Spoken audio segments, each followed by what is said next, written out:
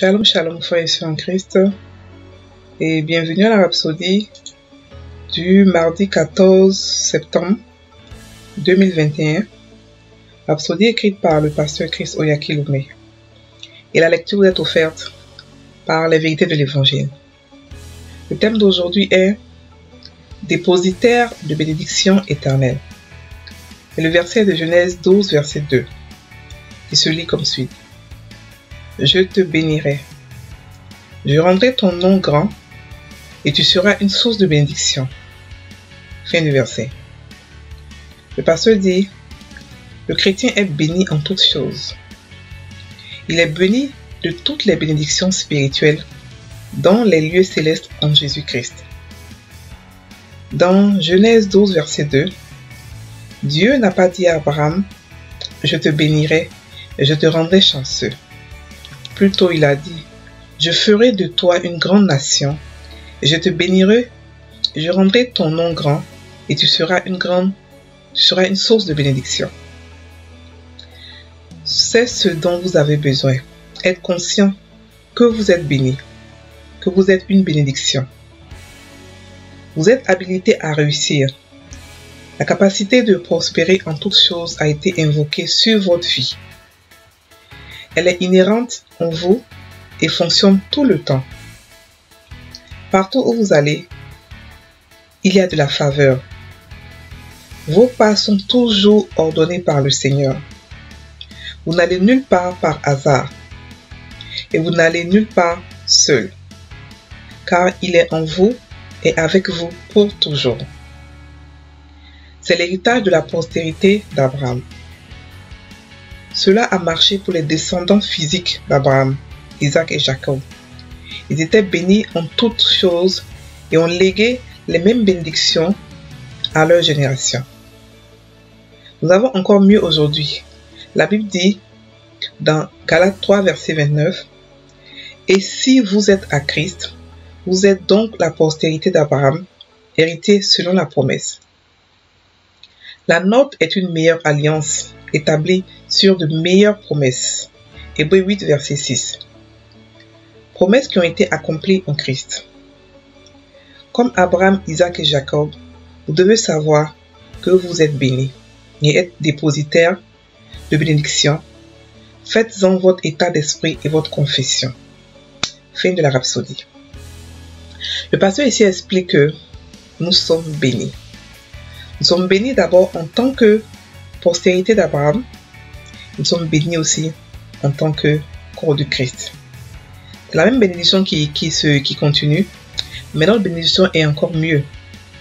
Parce que nous sommes bénis de toutes sortes de bénédictions spirituelles dans les lieux célestes en Christ. Ça veut dire que nous sommes une source de bénédiction. Ça veut dire que nous sommes des distributeurs de bénédiction. Des distributeurs automatiques de bénédiction. Mais ces bénédictions ne marchent que par la conscience de ça. Si vous n'êtes pas conscient de qui vous êtes en Christ, vous n'aurez pas à bénéficier de toutes ces bénédictions. Vous n'allez pas en bénéficier. Vous n'allez pas en bénéficier. La Bible dit que nous sommes la prospérité d'Abraham. Et encore plus, nous avons une alliance qui est encore plus grande. Une promesse qui est encore plus meilleure que celle d'Abraham. En quoi est-ce qu'elle est meilleure? D'abord, Abraham Dieu lui a promis une nouvelle Sion qui est spirituelle. Au début, il a cru que c'était physique. Au début, il a cru que c'était Isaac et Jacob qu'elle allait hériter de ça. Et après, il a compris que c'était spirituel. Au temps d'Abraham, il n'était pas Dieu. Il ne marchait pas comme des dieux.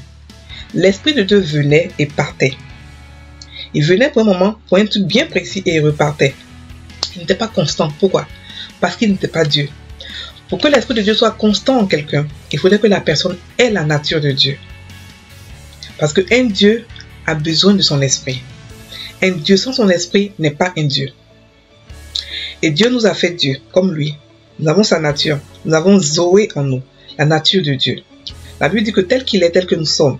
La Bible dit aussi que nous sommes des dieux. Nous avons l'Esprit de Dieu qui est en nous permanemment. Et non seulement il est en nous, mais il est aussi avec nous. Il est en nous de deux manières.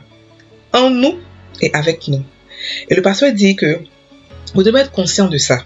Vous ne faites rien par hasard. Vous ne partez pas dans les coins par hasard. C'est impossible. Nous avons la faveur sur nous de Dieu.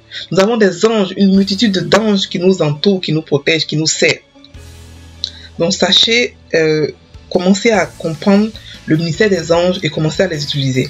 Ça, c'est un autre débat d'un autre jour. Mais sachez que vous êtes bénis. Voilà. Vous êtes bénis à cause de Jésus. Jésus a tout pris. Il a tout fait. Tout travail qui devait se faire, il a tout fait. Tout ce qu'on a à faire maintenant, c'est juste prendre les bénédictions. D'autres se prennent avec la force. D'autres se prennent même sans prière. Il y en a plusieurs, les bénédictions. Mais nous sommes une source de bénédiction. Nous marchons avec tout notre équipement de bénédiction. Donc, maintenant, non seulement soyez conscients de ça, mais aussi bénissez ceux qui sont autour de vous. N'ayez pas peur, n'hésitez pas à bénir. Vous êtes une source de bénédiction. Il y a des personnes qui ont des problèmes qui ne seront débloqués que par vos bénédictions. Parce que vous allez commencer à les bénir dans vos prières, même les bénir devant eux. Vos bénédictions vont agir et les problèmes seront débloqués. Bénissez vos enfants, bénissez vos parents, bénissez vos amis, bénissez partout, tout le monde, parce que vous êtes une source de bénédiction. Vous n'avez pas à prier pour ça. Ce que vous avez à faire, c'est de confesser ça et d'être conscient de cela. C'est comme ça que vous allez commencer à profiter de tout ça, de la faveur, de la bénédiction, de tout ça. Donc faites-en une confession journalière de la bénédiction que vous êtes. Vous êtes une source de bénédiction et ça, rien ne peut y changer. Quel que soit ce que se passe dans votre vie actuellement, quel que soit ce qui vous entoure, les problèmes ou ce qui vous entoure, sachez que c'est votre héritage. Vous êtes une source de bénédiction et rien ne peut y changer. Vous devez seulement être conscient de cela, c'est tout. Ok, non, on va faire maintenant la prière. Répétez après moi. Cher Père, merci pour tes bénédictions divines dans ma vie. L'élixir surnaturel, l'élément divin est à l'œuvre en moi